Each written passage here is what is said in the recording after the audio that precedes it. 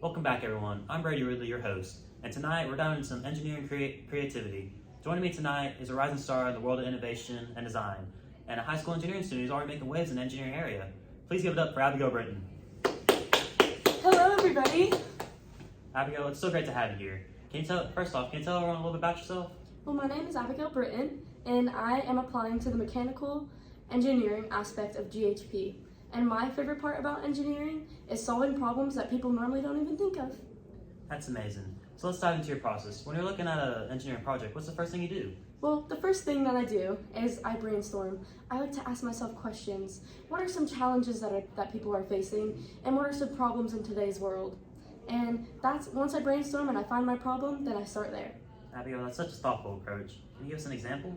Well, an example would be, in my engineering class, we created and were tasked with creating an accessible carnival game. This included brainstorming about people who have special needs and seeing what we could change about carnival games and asking ourselves, are carnival games really as accessible as they should be, and making a change to really make sure that people can have fun the way they should. That's such an important problem nowadays. But I must ask, and once you got this idea in your head, what's next? Well, the next part is actually my favorite. I call this the plan phase. And overall, what I'm talking about today is the engineering design process and how it plays a key role in my love for engineering. So back to the plan phase. The plan phase includes lots of drawings, iterations, pictures. As you can see behind me, I just really like to plan things out, and a bad plan can ruin your entire project. So it's really crucial that you do this part. Very thoughtful. And as an engineer myself, I imagine there's a lot of trial and error involved throughout all this process. Yes, there is lots of trial and error. You should not be afraid to fail, because failure is the biggest part when trying to figure out the problems in your project. Abigail, that's such a great mindset. So what happens when you feel like you got something that really works? Well, when I finish my plan phase, I go into the next phase called create. So when I create, I'm starting to actually build the prototype or the final product, whatever it may be. But this involves lots of collaboration. I talk to my peers and ask what they would change, and I like to see from their perspective, and maybe they'll see something that I don't, and it'll overall change my project for the better.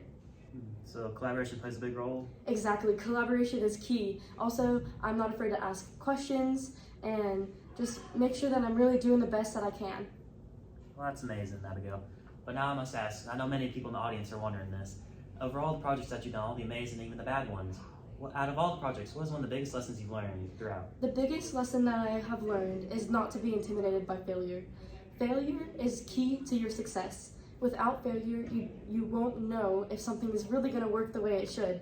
And you should not be discouraged if you fail.